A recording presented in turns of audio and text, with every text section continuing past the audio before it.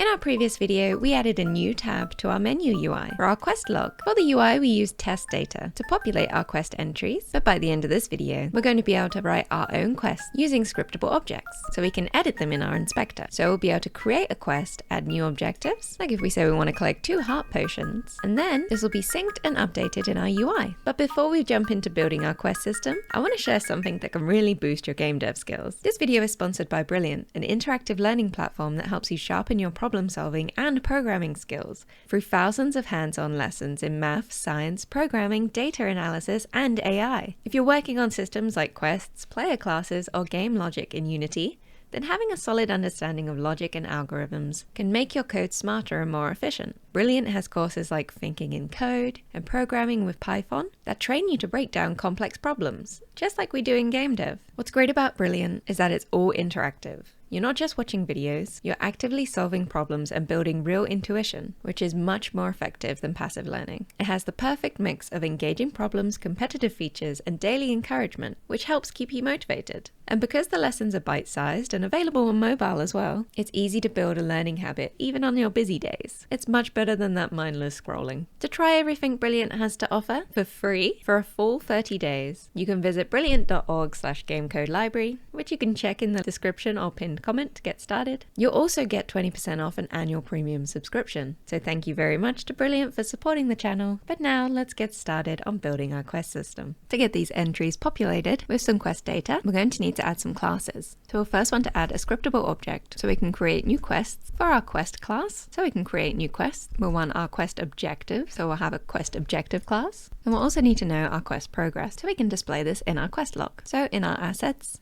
I'm going to right click and go create C# script and call this quest. We can double click on this to open it up. And at the top, as we want this to be a scriptable object, we'll go square brackets, create asset menu, brackets, menu name equals, and inside the quotes, we'll go quests/quest.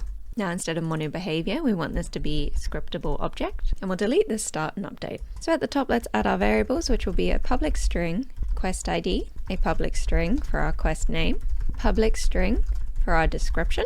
And we'll also want a public list, which is going to be for our quest objectives. We're going to write the class for this in a second, but we can simply call this objectives. Now when we create a new quest scriptable object, I want it to automatically generate us a quest ID to make sure this is always unique. We can do this by using a private void onEnable. This method is called whenever the scriptable object is first created. In here we'll say if string dot is null or empty and pass in our quest ID. We can then set our quest ID to equal our quest name plus a GUID, which we can import by hovering over and going using system dot new GUID brackets dot to string.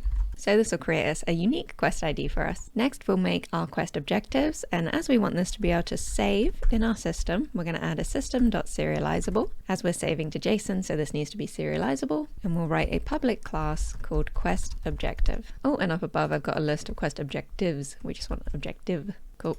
So in here we're going to want our public string objective ID. And this objective ID is going to be what we use to match with our item IDs that you need to collect or enemy IDs that you need to kill. It's not like our quest ID that's a unique identifier of the quest. It's the unique identifier of what our objective is. Then we'll have a public string for our description.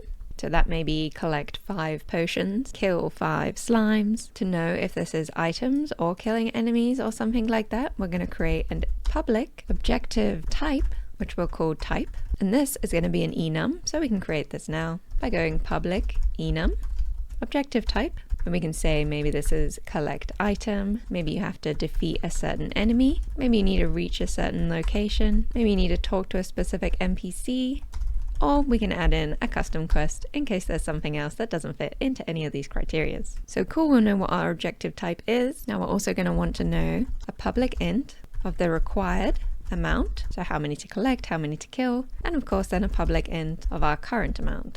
Cool, to make this easy for us, we can add a public bool called isCompleted, go equals greater than current amount greater than equals required amount to say if we've currently got more than or equal to the required amount, this will return true.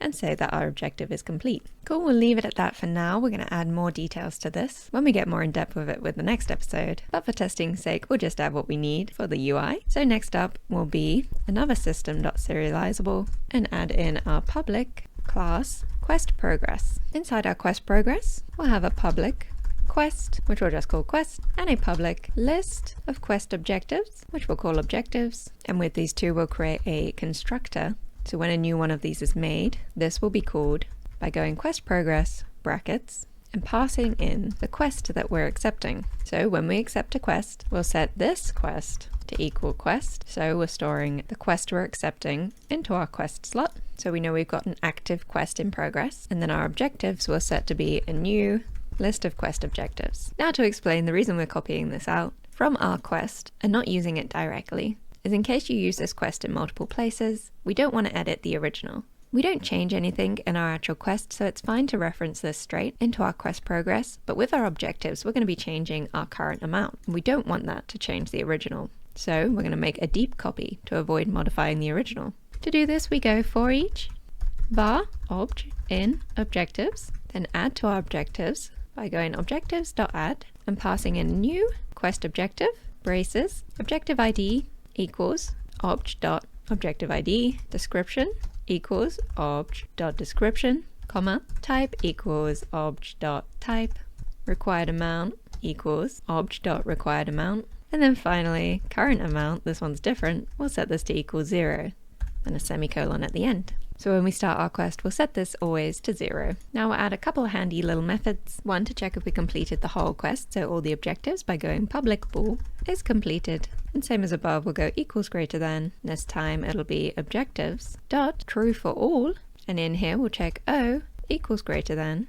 O dot is completed, semicolon. So when all objectives are complete, the quest that holds them is complete. And then we're also going to add a public string for our quest ID that'll equals greater than our quest.questID, because otherwise we'd be going questProgress.quest.questID, and that's too many dots and quests. So this will just be questProgress.questID will return us this. Oh, and just before we go, there's a little mistake here in objectives, so we need that to be our quest.objectives. Otherwise, we won't find any objectives in this new list we just made, of course. So cool. Let's go back to Unity, and in our assets we can now right click and go create, and at the top we should see a section for quests. We click on this quest, it'll create us a new quest. I'm going to call this collect potions. Oh, and as I created that, I saw the quest ID appear and then disappear. I think I know how to fix this. Quickly, let's go back to our quest script. Instead of on enable, we can set this to be on validate. And this is called whenever the scriptable object is edited. So now back in Unity, we can now see we have our quest ID. Our quest name is empty. So if I call this collect potions, we now get a quest ID of collect potions and then a long GUID to make sure this is unique. Cool. For the description, I'll write, we must collect 5 potions to help. I don't know. And then for objectives, if we open this up, we can add a new objective. As I'm going to be collecting items, I want my objective ID to match with our items ID. So if I go to my item prefab and scroll down, I can see in my item script, my ID for my potions is 1. So back on my quest, my objective ID is going to be 1. The description I'll call collect 5 potions. The type will be collect item and the required amount will be 5. Cool, and that's all you'd need to set up a quest. With this data, we can now use it to test and populate our quest log. So we're going to want to write a quest UI controller to handle populating our quest logs UI. So I'm going to go to our game controller object, and you can either add this like I've done with the inventory controller directly to this object, or if I open this up, I've got another one for my dialogue as an example of how it could be its own game object. Let's make it its own game object by going create empty, and I'll call this quest UI controller. I'll add a new component, a new script, and call it Quest UI. And we can double click on this to open it up. And in here, we're going to need a public transform for our quest list content. This will be that content inside our scroll list. We'll want a public game object for our quest entry prefab, and a public game object for our objective text prefab. So those will be the UI pieces we need. For testing purposes, I'm going to want a public quest for the test quest we want to pass in. And I'll also set a public int for our test quest amount. So we can say how many of these quests we want to populate our log. And to store these, we'll want a private list of our quest progress. Oh, and it can't find it, so something's gone wrong in our quest script. Let me go check. Okay, silly me, I put our quest objective and our quest progress inside of our quest class. We want these to be their own thing, not inside the quest, so I don't know if you've done this as well, but I just need to cut these out of our quest and paste them just below that bottom brace, so they'll be accessible outside of our quest class. Now if I click on Quest UI, we can now access our quest progress, and I'll just name this test quests. And we can set this to equals new, which will just create a new list for us. Now inside start, to get our test set up, we can go for int I equals 0, I is less than, test quest amount, and I++. We'll want test quests dot add and pass in a new quest progress and pass in our test quest. So it'll be the same quest duplicated down as many times as we want to test. Very cool. Now we won't need this update function, but we will be creating our public void update quest UI, which we'll call whenever there should be a change in our quest progress.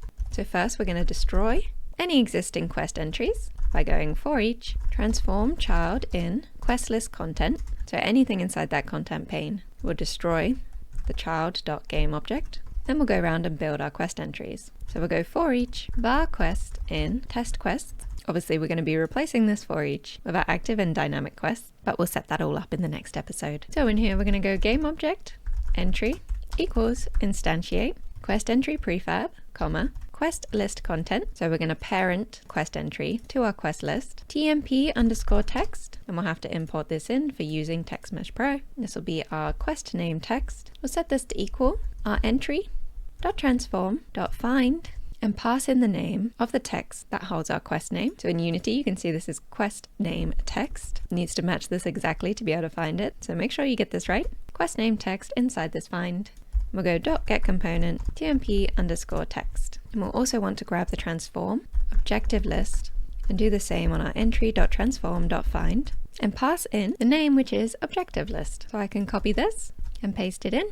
Then down below we can go quest name text dot text equals our quest dot name. So the quest that's in progress, we're getting the quest details from it and then grabbing the name. And then we can go for each var objective in quest dot objectives game object obj text go for game object equals instantiate objective text prefab, comma, objective list. Now we can grab the tmp underscore text for the obj text, which will equal our obj text go dot get component tmp text, and we can now set this text to equal, now I'm going to go $ quote curly braces, so we can pass in our objective dot description. So currently this says collect 5 potions, and I'll go space brackets open bracket curly brackets objective dot current amount, and outside the curly brace I'm going to go slash curly braces objective dot required amount, and then close brackets. Oh, this had to be objective text dot text. That's why there was a red underline. So this should look something like this. Collect 5 potions, 0 out of 5.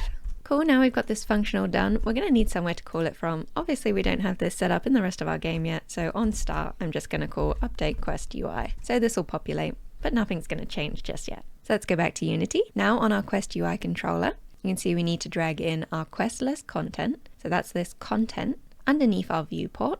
Then we're going to need an objective text prefab. So let's drag out one of our objective texts from our hierarchy into our assets to make this a prefab.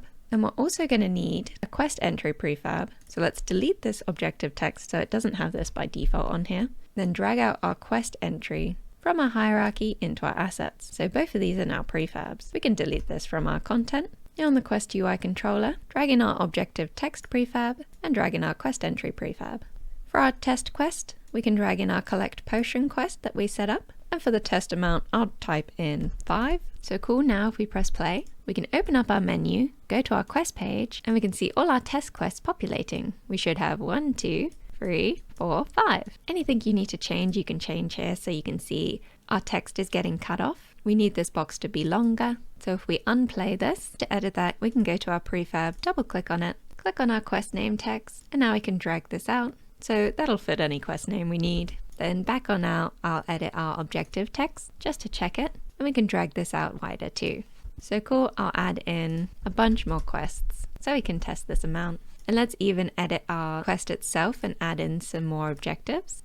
Maybe it'll be collect 5 hearts and collect 10 potions. That doesn't really make much sense for a quest, but it's just to get an idea of how it looks. If we press play now, go to our quest panel, we can see this all spaces out nicely and we can see all of our objectives. Amazing! In the next episode, instead of manually forcing these quests into our log, we're going to be able to finally go up to our old man and say, hello, yes, we are able to help, and accept this quest from him. So very cool, very exciting. Like and subscribe so you don't miss out. As always, you can grab every script I've ever written on my Patreon, or to avoid the effort of putting it together yourself, you can grab this whole template, including all finished features and any future updates for free. Otherwise, like and subscribe, and I'll see you in the next one. Bye!